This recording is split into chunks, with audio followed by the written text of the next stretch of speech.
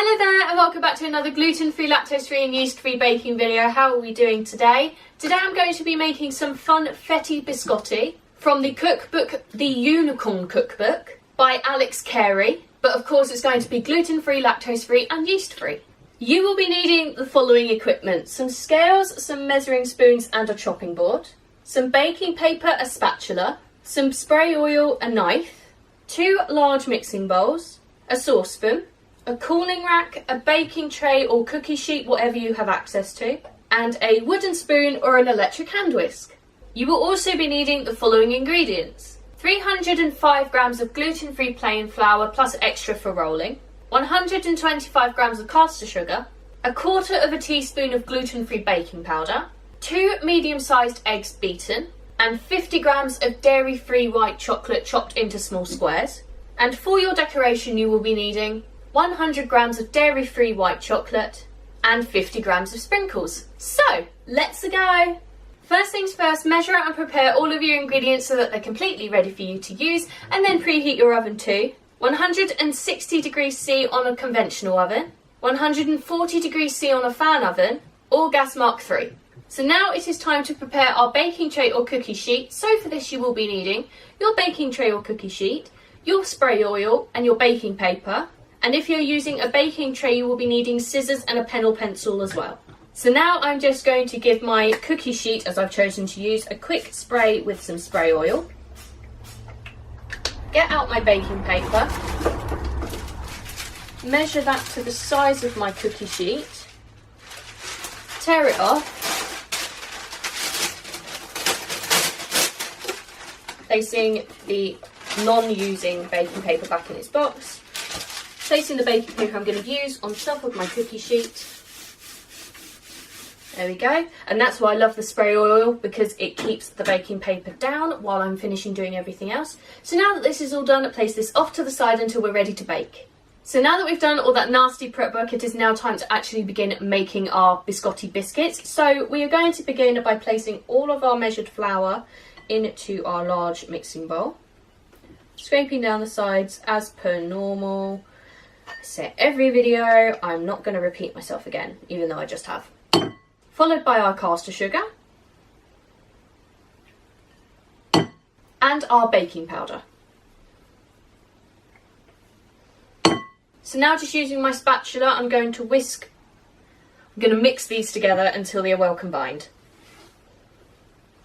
So now, using my electric hand whisk, or if you want to, a wooden spoon, I'm going to gradually add a little bit of my egg mixture, well, my beaten eggs, to my main mixture, mixing all the time until it forms a dough.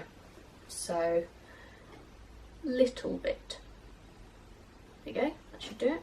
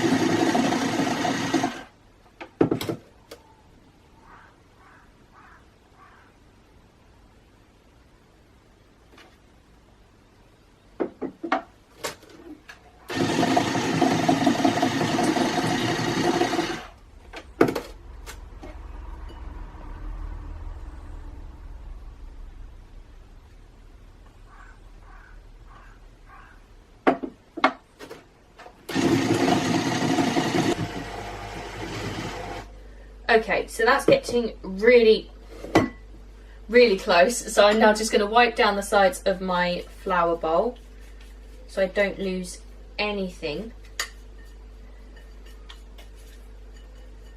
Then I'm going to somehow, there we go. Are you going to fall? No. Oh, but you are. Come on then, fall down. So now I'm just going to scrape down the sides of my mixing bowl. There we go. And this will feel slightly wet once you've finished doing all the mixing, but you're going to be working through with it with extra flour, so that will add into it as well. So don't panic, because I've just test baked this and that's what happened to me, so don't worry about it, you're covered. And I'm mixing this one final time for good luck, I forgot to mention that. So now that this is all done, we are going to be needing our extra flour for rolling and our white chocolate, dairy-free white chocolate squares. So now this is how I think you add the extra flour in to make it go really hard when it bakes in the oven. So we are going to, first of all, flour our surface. Spreading it all over. We're also supposed to remove our hand jewellery, but I did that at the beginning of the video. Place all of our dough onto our floured surface. Come on, lovely. You can do this.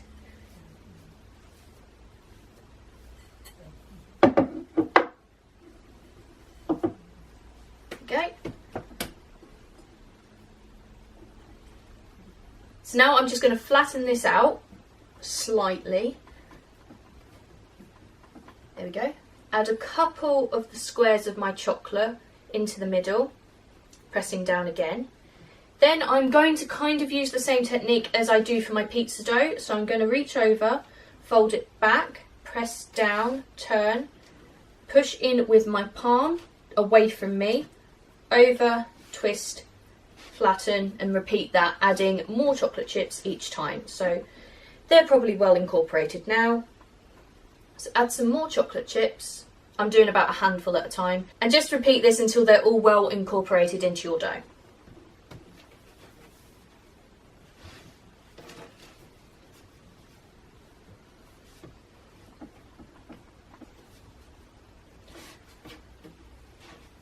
One more turn. And there we go. So that looks about how I want it. So then the next step is to half your dough. So where's half on this, about here? Karate chop it or use a knife, it's completely up to you. Okay, so that's one half. Come on, love, behave yourself. And that's the other half. There we go. So now we've got to roll these out into logs. So again, just top up your floured work surface if you need to, and roll these out into logs. They do expand when you bake them in the oven, so I don't think it really matters how thick they are or how long they are. It's completely up to you. Just as long as they fit in your baking tray or cookie sheet, it's fine. And number two. There we go, so they're roughly the same length now. So now it is time to place them onto our prepared cookie sheet or baking tray, so grab that. So now we're just going to place these logs onto our baking tray or cookie sheet, well spaced apart because they do expand quite a lot in the oven. So really close to the centre but quite far away from each other. In the book it said about 5 centimetres, but I found that I needed a bit more than that. So now that these are here, we are going to place these into our preheated oven for 25 to 30 minutes. And I judged that until they were slightly golden, or when I pressed down on the mixture and it was slightly firm. That's the word I was looking for. After that time, we're going to take them out of the oven, leaving them on their tray, placing them onto a cooling rack to cool for 10 minutes. And then we are also going to turn down the oven temperature to 140 degrees C on a conventional oven, 120 degrees C on a fan oven, or gas Mark 1. Okay, so they have come out of the oven and have cooled for 10 minutes, allowing the oven temperature to go down. So now we're going to cut these into roughly 1 centimetre thick slices.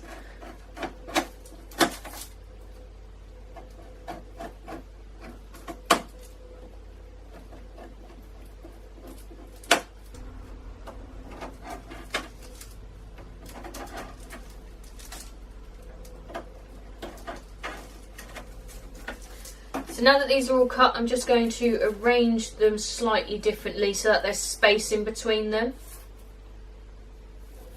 So now I'm going to place these back into my oven for 10 to 15 minutes, and then I'm going to flip them over so that they are this way up and bake them for another 10 to 15 minutes. until they are nice golden brown.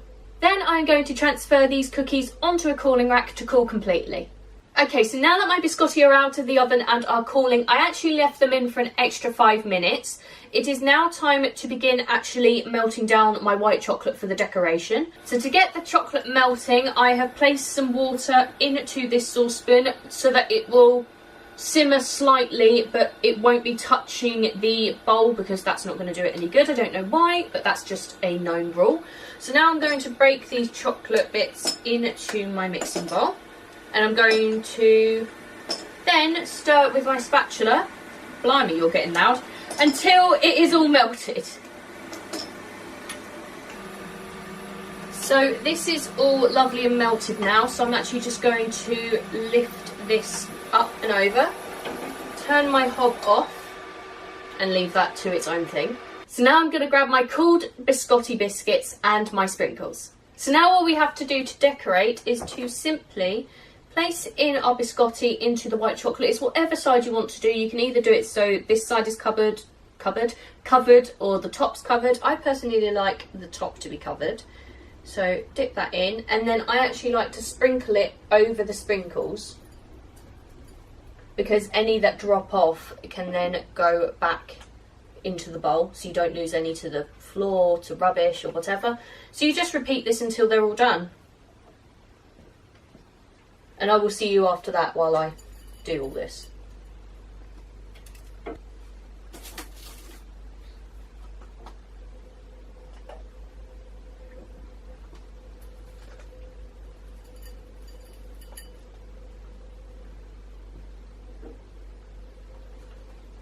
Oh, it's also a good idea to actually put some towel or something underneath, because placing these on the wire cooling rack, obviously there's holes so it can drop down if the white chocolate decided to be extra runny. And that is it. I hope you have enjoyed this video. Don't forget to check out all the links in the description, as I love them all and wouldn't put them there if I didn't, including the recipe for these lovely Funfetti biscotti, where you will be able to buy all of the flour, equipment and cookbook you will need for this recipe. If you do make this at home, don't forget to tag me on Instagram and use the hashtag bakingwithvickiie so that I can see all your lovely creations. Also, don't forget to tag Alex Carey in it as well, which I will put above me, to let her know that you've made them as well. Let me know of anything else you'd like to see me make, gluten, lactose or yeast free, as I do them all. And finally, don't forget to like, comment and subscribe if you want to see more, and I will see you next time. Bye!